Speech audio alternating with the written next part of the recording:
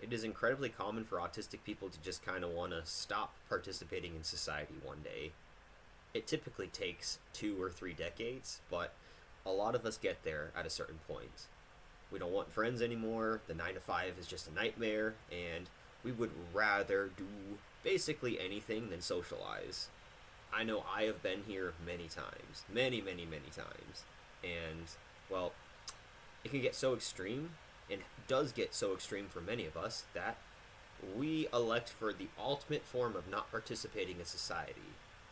Now, that got kind of dark, but you know what I mean here. It happens a lot to young adults.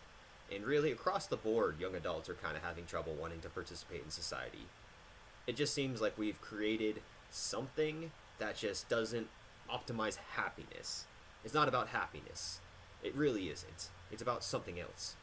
It's about status. It's about many things that autistic people just don't want to deal with. And I can say personally, in my own life, a lot of the issues that have been caused for me has been straight up from friends. Because I just find that friends oftentimes want something out of you. It's transactional, a relationship. And when you're dealing with something, or if you're not like everyone else, so on and so forth, it just doesn't pay out in the way that it should. I just know personally that I get really frustrated by everybody's, I would call it a caveman brain, running the show, calling the shots. So many things matter to people, and they don't even know why it matters to them. In fact, a lot of times I find that people kind of see things that aren't there, and their biases just dictate what they see and how they navigate this world. It's been shown time and time again that autistic people do have a clearer representation of reality. That is, we're just less susceptible to so many biases out there. Not meaning that everything we say should go. I'm just not the sort of person to say something like, oh, it's how he carries himself. Okay, so his tone of voice, he doesn't talk in rhythm, his body language is awkward, so on and so forth. Do you ever stop to think, what does that even mean? He's not carrying himself right? No, it's just granted. It's granted by the caveman brain. And it just gets really old. I know personally, the happiest times in my life have been when I've isolated myself from everyone. It's my solitude, but solitude turns to isolation, that's for sure. Studying 11 hours a day, 7 days a week. Oh god, my growth was just optimal for my life. I was learning so much. Every week I felt smarter. But, you're still just missing something. Something in life just isn't quite there. And these past 2 years, I just haven't wanted to hang out with basically anyone. I'd rather stick to myself. And what I did was, I learned a lot about machine learning.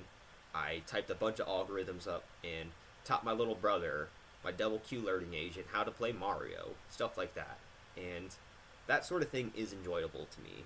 I'm like, if I can't make my friends act how I like, I'll make my own friends. Turning a little crazy over here, maybe. But can you blame me? Can you blame me for all the bullshit that people think, and they don't even know why they think it? It's just, you'll feel like everyone's up against you eventually. It happens all the time.